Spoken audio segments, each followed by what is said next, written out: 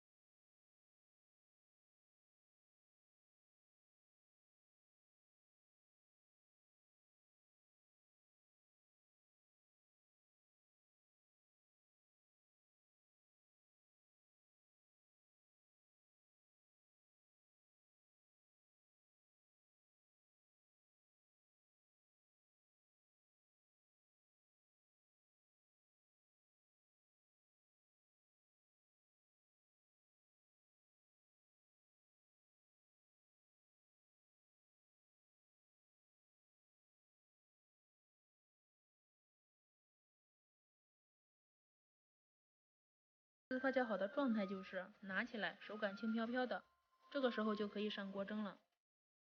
笼布一定要用水打湿，出锅的时候才不会粘在上面。冷水上锅，开中大火蒸20分钟。现在把浸泡好的鸡腿撕成小块，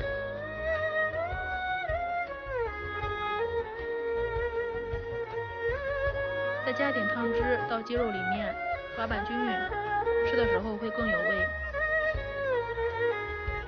香喷喷的玉米面饼子也已经熟了，蒸得非常好，没有一个是塌陷的。按压能够迅速反弹，个个松软。吃的时候中间划开，把鸡肉放进去，再搭配一些自己喜欢吃的蔬菜，真的是好香啊，特别好吃。有玉米面的香味，又有鸡肉的香味，松软还不粘牙，喜欢就赶紧试试吧。